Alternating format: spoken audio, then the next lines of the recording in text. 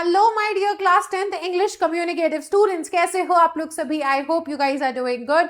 So this is your English educator Nikita Singh and welcome to our English score booster series, जहां पर अब हम शुरू कर रहे हैं इंग्लिश कम्युनिकेटिव का पोइट्री सेक्शन। और सबसे पहले आज डिस्कस करेंगे पोम नंबर 1, जिसका नाम है the frog and the Nightingale. अब ये बहुत ही इंटरेस्टिंग पोम है, बहुत लंबी भी है, लेकिन इसके पीछे का मैसेज बहुत ही ज्यादा प्यारा है। सो आज के इस वीडियो के अंदर हम ना ये पूरी पोम को एक बार समझेंगे अच्छे से, और फिर उसके बाद इस पोम से रिलेटेड पोएटिक डिवाइसेस, जितने भी सेंट्रल आइडिया है वो डिस्कस करेंगे, कीवर्ड्स डिस्कस करेंगे, ताकि आप पूरे तरीके से इस चैप्टर को अच्छे से रेडी कर पाओ। और ये सारी चीजें हम सिर्फ 15 मिनट में कवर करने वाले हैं, तो जल्दी से करते हैं शुरू। लेकिन उससे पहले आप बताओ मुझे कमेंट सेक्शन में राइटर का नाम क्या है, कौन है हमारी इस प्यारी सी पोम के पोएट। और तब तक मैं आपको बता दूं कि अगर आप चैनल पर नए हो तो आप जाकर के यहाँ आई बटन पे जो प्लेलिस्ट है ना, उस पे क्लिक करो और बाकी के इंग्लिश कम्युनिकेटिव के जो चैप्टर्स हैं उसकी आपको पूरी वीडियोस मिल जाएंगी, जो कि 15-15 मिनट में मैंने कीवर्ड्स वगैरह सब डिस्कस किया है, तो वो जाके देख लेना। तब शुरू करते हैं। सबसे पहली चीज कि हमारे जो पोएट है उनका नाम है विक्रम सेठ। लिखो कमेंट सेक्शन में, अब भी याद होना चाहिए तुम लोग को, आंसर राइटिंग में हेल्प होगा, ठीक है। तो विक्रम सेठ ने ये प्यारी सी पोम लिखी है। अब आपको दिख ही रहा है पोम किस बारे में। नाइटिंगेल, ये प्यारी सी बर्ड दिख रही है, चिड़िया इसको बोलते हैं, और फ्रॉग तो मेढक सबने देखा ही है ना। तो अब ये इसके बारे में है पोम। अब यहां पर मैं आप लोग को बेसिकली माइंड मैप बता दूं, तो उससे पहले मैं बताऊं कि देखो ये जो पोम है ना, ये बात करती है कि कैसे हमें जिंदगी में हर किसी पे भरोसा नहीं करना चाहिए। हर कोई जो प्रिटेंड कर रहा है कि हमारा भला चाहता है, जरूरी नहीं है कि वो हमारा भला ही चाहता हो, ठीक है। बहुत से लोग ऐसे होंगे जो कि एक मुखौटा पहन करके आएंगे आपके सामने और वो ऐसा दिखाएंगे कि वो आपका भला चाहते हैं, लेकिन जरूरी नहीं कि वो आपसे आपका उतना ही अच्छा सोच रहे हो और वो चाहते हो उतना भला, ठीक है। तो हमें अपना खुद का माइंड भी यूज करना चाहिए, इतना जल्दी दूसरों पे भरोसा ब्लाइंडली नहीं करना चाहिए। ये बहुत अच्छी सीख मिल रही है हमें इस पोम से। तो शुरू करते हैं बिना किसी देरी के। Once upon a time a frog croaked away in Bingle Bog every night from dusk to dawn. He croaked on and on and on. तो बेसिकली बता रहे हैं एक समय की बात है कि एक बिंगल बॉग क्या है। बॉग बेसिकली ना एक आप कह सकते हो दलदल टाइप का एरिया है, ठीक है, जंगल के अंदर।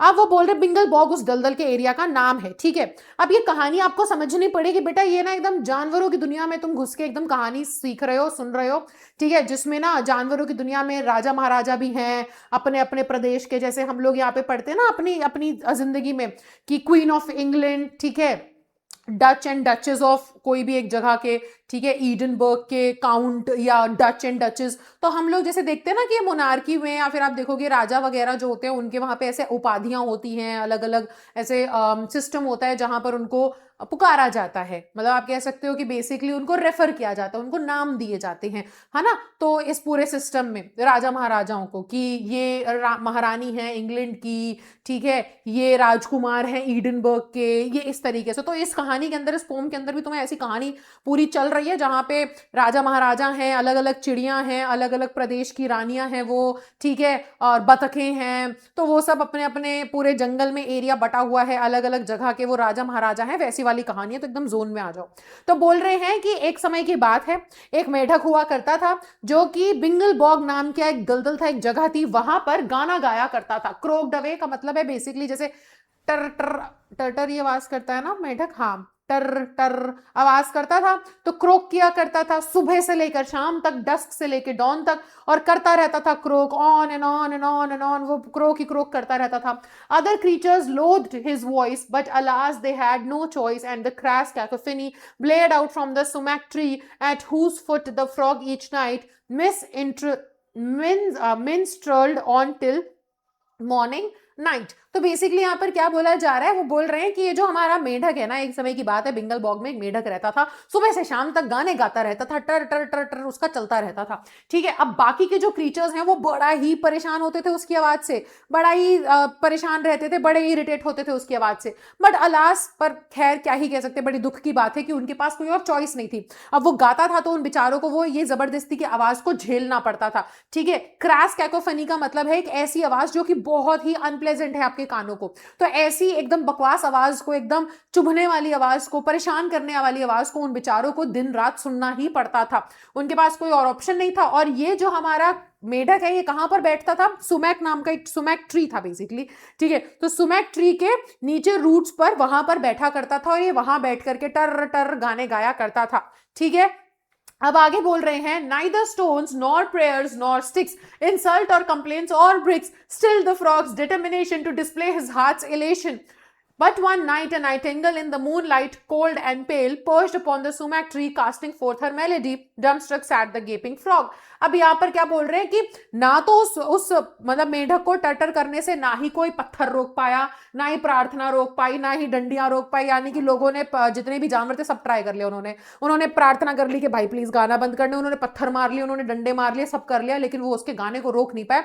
वो दिल खोल के ऐसे एकदम सोचता था कि मैं तो रॉक स्टार हूं, और वो दिल खोल करके गाना गाता रहता था अपने आप को ए आर रहमान समझ करके, और वो क्रो करता था दिन से लेकर के रात तक. ठीक है, अब वो बोल रहे हैं कि पर एक रात क्या हुआ कि एक नाइटिंगेल जो है वो एकदम चमचमाती हुई चांदनी रात में आकर के बैठी उस सुमेक ट्री के ऊपर. ठीक है, उस पेड़ के ऊपर वो नाइटिंगेल आकर के बैठी और उसने अपना मधुर गाना, मधुर गीत गाना चालू किया. अब ये जो हमारा फ्रॉग है वो एकदम हैरान, डम्बस्ट्रक का मतलब एकदम ऐसे हैरान, बहुत चक्का, ऐसे बैठा रह गया वो कि हैं ये इतना अच्छा गा रही है.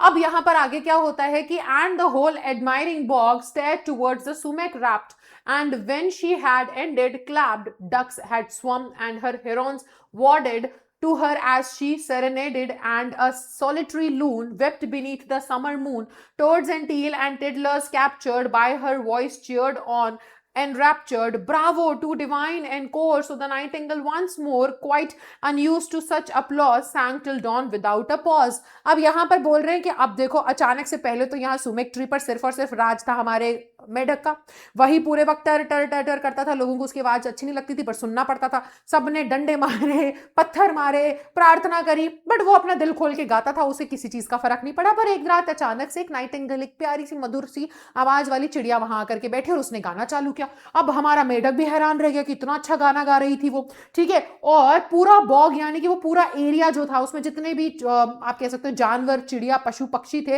वो सारे के सारे एडमायर करने लग गए, तारीफ करने लग गए. इतना अच्छा, इतना सुरीला उसका गाना था. वो सारे के सारे ना एकदम हैरान होकर के स्टेयर करते थे उस पेड़ की तरफ, सुमेक ट्री पर, जहां पे बैठ करके वो चिड़िया गाना गाती थी. बट हुआ क्या, जैसे ही वो चिड़िया गाना गाना बंद करती, सब तालियां बजाते, खुश हो जाते, इतना प्यारा वो गाना गाती थी. अब उसका गाना सुनने के लिए जो बतखें हैं, दूर दूर से लोग आ रहे थे उसका गाना सुनने के लिए, बतखें आ रही थी. हेरॉन्स भी ना एक तरीके की चिड़िया होती है, वाटर बर्ड होती है, वो सारे दूर दूर से सब लोग आ रहे थे उसका गाना सुनने के लिए. ठीक है, जब भी वो गाना गाया करती थी.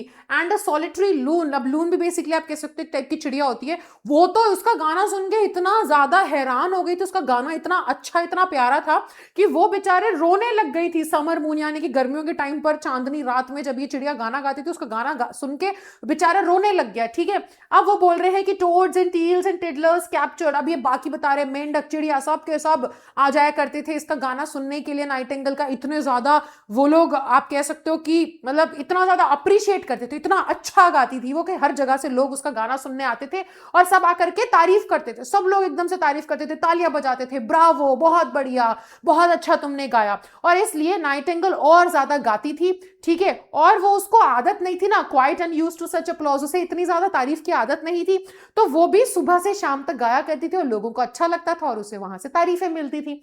अब आगे क्या होता है कि अब यहां समझो कि हमारे मेढक को पसंद नहीं आ रही है सारी चीजें. नाइटिंगेल जो बहुत अच्छा गाती है, गाता तो हमारा मेढक भी था, लेकिन उसको गालियां पड़ती थी और इसको इतनी तारीफें मिल रही हैं. अब उसका गाना कोई नहीं सुनता था, इसका गाना सुनने के लिए देश प्रदेश से लोग आ रहे हैं. ठीक है, next night, when the nightingale shook her head and twitched her tail, closed an eye and fluffed a wing, and had cleared her throat to sing, she was startled by a croak. Sorry, was that you who spoke? She inquired when the frog hopped towards her from the bog. अब होता क्या है कि एक रात जैसे ही हमारी Nightingale ने एकदम से अपनी पूंछ झड़काई, अपना सर हिलाया, अपने पंखों को ऐसे खोला, वो गाने के लिए रेडी हो ही रही थी, वो गाना शुरू ही करने वाली थी. उतने में होता क्या है, जैसे उसने अपने गले को करके ठीक किया गाना गाने के लिए, उतने में वो एकदम हैरान हो गई क्योंकि उसे पीछे से क्रोक ट्र ट्र की आवाज आई और उसने पूछा कि अरे आप हो क्या जिसने मुझसे बात करी, is it you who spoke, यानी कि तुमने बोला क्या अभी.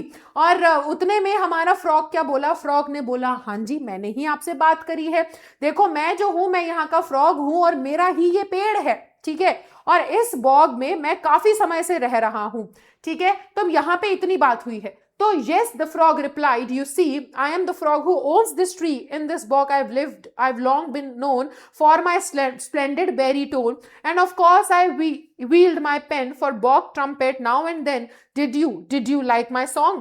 अब होता क्या है कि वो जो मेंढक है वो एकदम से आता है, जैसे ही एक दिन गाना चालू करती है रात को, तो शुरू ही कर रही होती गाना, एकदम से मेंढक आता है, वो ऐसा करके उसको रोक देता है। तो अब हमारी नाइटिंगेल पूछती है कि अरे आप कुछ कह रहे थे क्या, आप ही ने बोला क्या? तो फ्रॉग बोलता है हाँ हाँ मैंने ही बोला, देखो जहां तुम बैठी हो ना ये एक्चुअल में मेरा ही पेड़ है, ये मेरा ही ट्री है, और मैं काफी समय से यहाँ पर रहता आ रहा हूँ, और ये जो पूरा बॉग है यानी कि जो पूरा एरिया है ना वो मेरी आवाज से बहुत ज्यादा वाकिफ है। यानी कि बैरीटोन का मतलब होता है मस्कुलर वॉइस, थोड़ी भारी आवाज से सब लोग यहाँ पे वाकिफ हैं, और मैं आए दिन मतलब हमारे यहाँ के जो एरिया की मैगजीन है उसके लिए भी लिखता रहता हूँ, ठीक है। तो मतलब अपने आप को वो ये बताना चाह रहा है कि काफी फेमस है, जो कि है नहीं, बट जानती कहाँ है हमारी चिड़िया। तो वो उसको ये बताना चाह रहा है कि मैं बहुत फेमस हूँ यहाँ पे, मैं पहले से रह रहा हूँ, मैं बहुत अच्छा अकम्पलिश्ड एस्टैब्लिश सिंगर हूँ, जो मैं यहाँ पे काफी टाइम से गाता आ रहा हूँ, मेरा ये पेड़ है और यहाँ के तो सब लोग मुझे जानते हैं और मेरे तो दीवाने हैं एकदम से, ठीक है। अब did you like my song? अब हमारी चिड़िया को उसका चाहिए वैलिडेशन, वो ये नहीं समझ रही है, अपने खुद के टैलेंट पे उसे भरोसा नहीं है, उसको चाहिए कि नहीं आप अगर कह रहे हो कि आप यहाँ पे पहले से गा रहे हो तो आप अब मुझे वैलिडेट करो, आप मुझे बताओ आपको मेरा गाना अच्छा लगा कि नहीं। तो यहाँ पर हमारा जो फ्रॉग है वो क्या रिप्लाई करता है, not too bad but far too long, the technique was fine of course but it lacked a certain force, oh the nightingale confessed, greatly flattered and impressed that a critic of such note had discussed her art and throat. I don't think the song's divine, but oh well, at least it's fine. अब यहाँ पर हमारा जो frog है वो बोलता है कि नहीं तुम्हारा गाना इतना बुरा भी नहीं है, ठीक ही है, लेकिन बहुत लंबा है, और टेक्निक जो है वो भी तुम्हारी ठीक है, लेकिन उसमें दम नहीं है, वो दम होना चाहिए आवाज के अंदर जो कि मेरी आवाज में है। तो नाइटिंगेल बोलती है कि अच्छा, पर वो बहुत खुश हो जाती है क्योंकि उसे लगता है कि भाई इतने दिग्गज आदमी बताओ, इतने महान मेंढक मेरी आवाज के बारे में बता रहे हैं तो बड़ी अच्छी बात है। तो वो कहती है कि चलो ठीक है कोई दिक्कत नहीं है, वैसे मेरे को नहीं लगता कि मेरा जो गाना है ना वो इतना भी मतलब ओके, मुझे लगता है कि मेरा गाना काफी अच्छा है, मतलब इतना डिवाइन नहीं है, इतना अच्छा नहीं है, लेकिन ठीक है, मतलब है तो एटलीस्ट मेरा ही।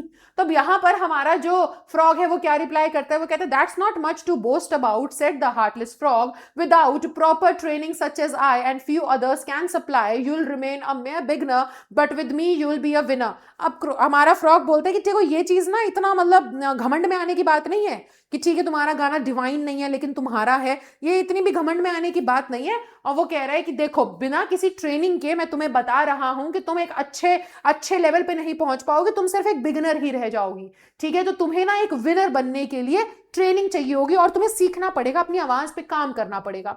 तो अब नाइटिंगेल क्या बोलती है, वो बोलती है dearest frog the nightingale breath, this is a fairy tale and you are Mozart in disguise, come to earth before my eyes, will I charge a modest fee, oh but it won't hurt you, you'll see।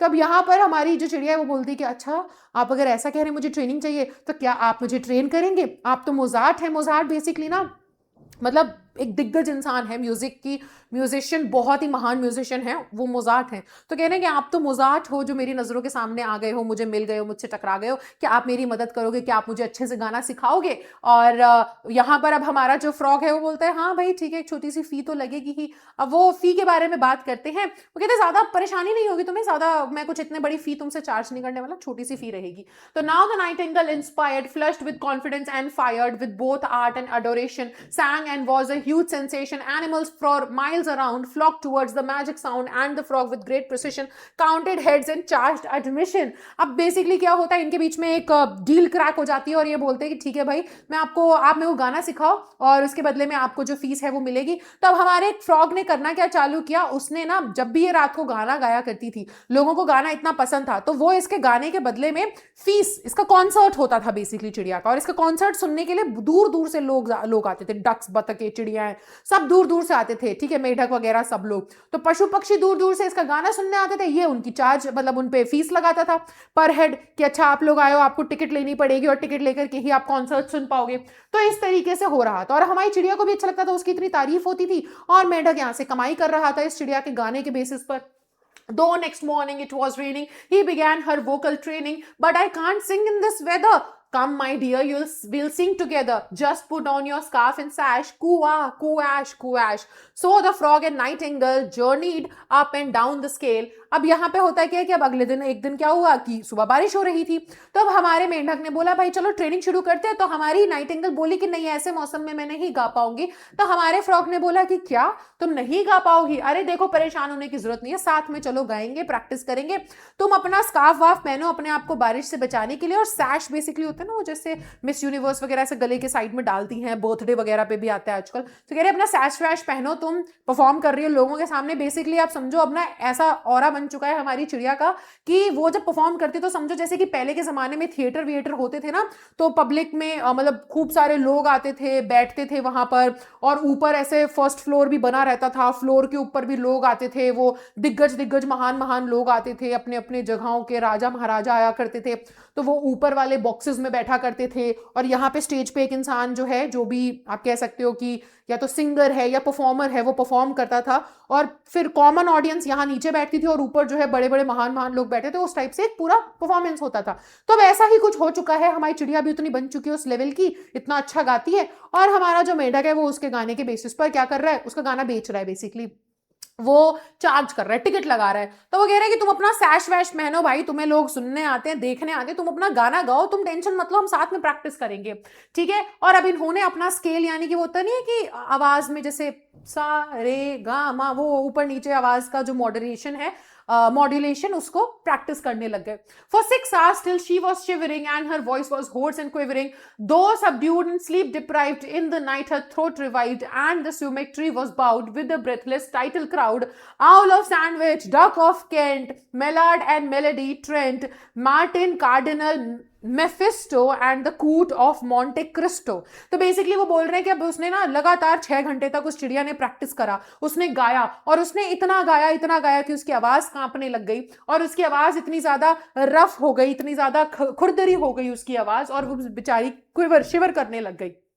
लेकिन वो बेचारी ने फिर भी बिना सोए, बिना आराम करे, ठीक है, वंचित एकदम बिना नींद के उसने इतनी प्रैक्टिस करी, और रात को हुआ क्या, उसका गला एकदम से रिवाइव हो गया, दोबारा से जान आ गई उसके गले में। और सुमिक ट्री पे इतने लोग आए उसके गाने को सुनने के लिए कि पूरा सुमिक ट्री ऐसे नीचे की ओर झुक गया, क्योंकि इतने सारे लोग आ रखे थे उसको सुनने के लिए। और बड़े बड़े टाइटल्ड क्राउड, यानी कि अब जैसे हमारी दुनिया में मैंने बोला ना होते हैं, अगर कोई इंसान परफॉर्म करने गया है तो उसको दुनिया भर में से लोग सुनने आएंगे, राजा महाराजा आएंगे, क्वीन एलिजाबेथ ऑफ इंग्लैंड, ठीक है, फिर ईडनबर्ग के डच एंड डचेस आए हैं, ये कहीं के काउंट आए हैं। तो ये सारे टाइटल्स होते हैं जो दिए जाते हैं, ठीक है, कि यहाँ के महाराजा, यहाँ के राजा, यहाँ के सेनापति, ये सब लोग आए हुए हैं। तो यही अब आपको बताया जा रहा है कि कौन कौन आए थे। आउल ऑफ सैंडविच आए थे, डक ऑफ केंट आए थे, मेलार्ड एंड मेलेडी ट्रेंट आए थे, मार्टिन कार्डिनल मेफिस्टो आए थे, एंड कूट ऑफ मॉन्टे क्रिस्टो। ये बड़े बड़े लोग, दिग्गज लोग आए हुए थे उसके गाना सुनने के लिए। Ladies with tiaras glittering in the interval sat twittering, यानी कि लेडीज यानी वो फीमेल चिड़िया आई हुई थी जिन्होंने एकदम ऐसे टियारा पहना हुआ था, वो प्रिंसेस क्राउन होते हैं ना छोटे छोटे, तो वो पहने हुए थे। मतलब कि अब आप समझ रहे हो कि चिड़िया, पशु पक्षी के दुनिया के राजा महाराजा, प्रिंसेस वगैरह सब आए थे, जो कि इंटरवल में बैठ के बातें कर रहे थे, चिट चैट कर रहे थे, ट्विटर कर रहे थे, यानी कि बातें कर रहे थे आपस में बेसिकली। तो ये पूरा शो हो रहा है हमारी चिड़िया का। And the frog observe them glitter with a joy both sweet and bitter. Every day the frog who'd sold her songs for silver tried to scold her. You must practice even longer till your voice like mine grows stronger. In the second song last night you got nervous in mid-flight. अब basically इतने सारे लोग आते थे तो हमारा frog जो है ना वो भी एकदम उसकी आंखें चमक जाती थी। क्यों? क्योंकि जितने बड़े बड़े लोग आए हैं उतना उसे पैसा मिलेगा, उस चिड़िया का गाना सुनेगा, लोग उसका गाना बेचा करता था। वो यहाँ लिख रहे हैं कि वो चिड़िया को बेचता था, बेसिकली उसके गाने को सोल्ड करता था।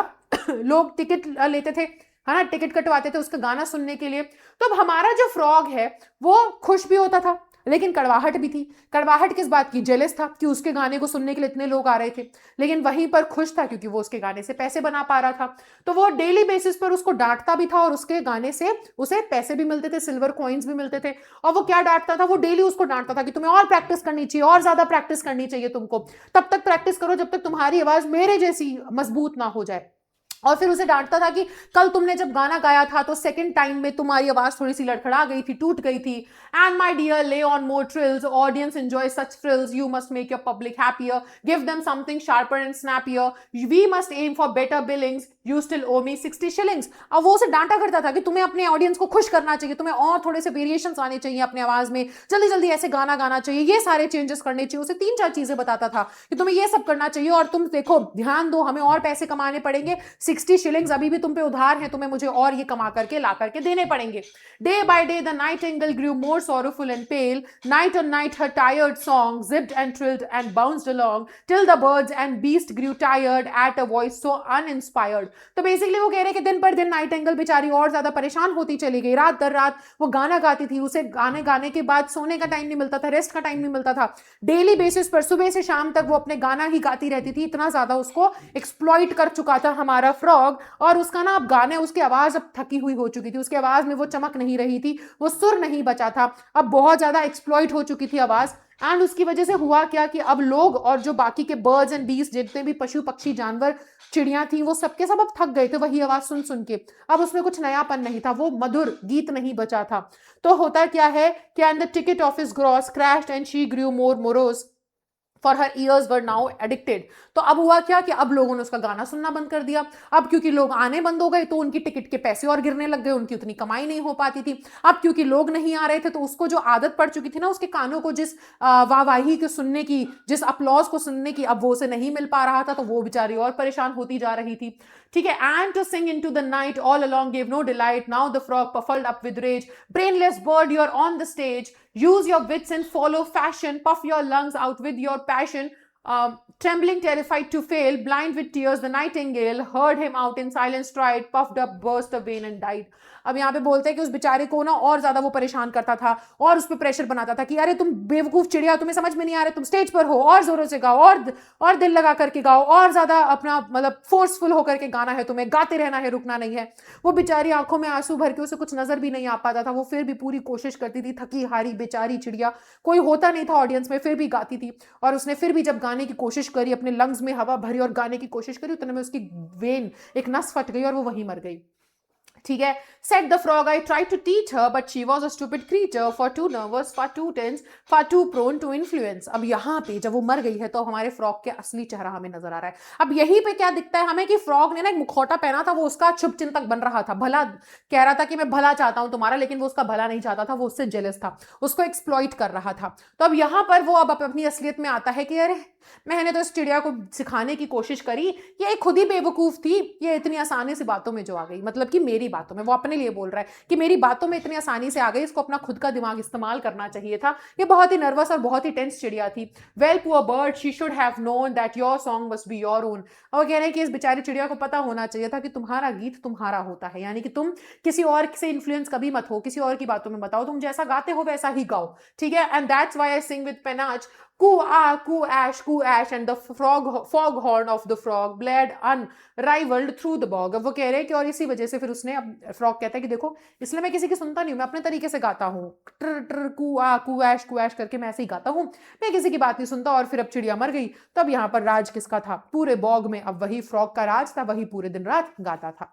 तो यहाँ पे हमारी पोम खत्म होती है। और इसका सेंट्रल आइडिया क्या है बेटा? ये 3 मेजर सेंट्रल आइडिया है। एक्सप्लॉइटेशन ऑफ द इनोसेंट, तो बेसिकली ये ना एक एलिगोरी है। एलिगोरी का मतलब क्या होता है कि एक पोम या एक कहानी जिसके 2 मतलब है, एक ऊपरी मीनिंग है और उसके अंदर एक डीपर मीनिंग है। तो इस पोम के अंदर ना एक ऊपरी मीनिंग आपको समझ में आ रहा है कि कैसे फ्रॉग ने एक चिड़िया के साथ गलत किया। डीपर मीनिंग क्या है? सोसाइटी। बॉग का मतलब है सोसाइटी, कि हमारी सोसाइटी में, ठीक है, कुछ फ्रॉग जैसे लोग होते हैं जो कि बहुत ज्यादा, जो कि ऐसी पोजीशन में होते हैं कि वो बेचारे वीकर लोगों का, जिनके अंदर एक्चुअल में टैलेंट होता है, उनको एक्सप्लॉइट करते हैं, उनका शोषण करते हैं। ठीक है, और ये इन्फ्लुएंशियल लोग, यानी कि ऐसे लोग जो कि इन बेचारे लोगों को बहलाते फुसलाते और इनके साथ गलत करते हैं। तो ये एक एलिगोरी भी है।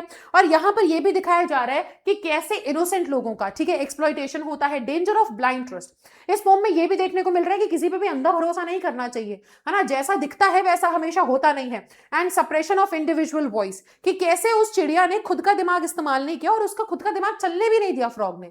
तो ये सब हमें पता चल रहा है इस पोम के अंदर। पोएटिक डिवाइसेस बेटा ये कुछ हो जाएंगे आपके सामने, ठीक है, सबसे पहले यहाँ पे सिताया है फ्रॉग की पूरी फॉल्स क्रिटिसिज्म यहाँ देखने को मिल रहा है। एलिट्रेशन का भी इस्तेमाल हुआ है इस पोम के अंदर। ठीक है, आई होप आपको पता होगा एलिट्रेशन क्या होता है।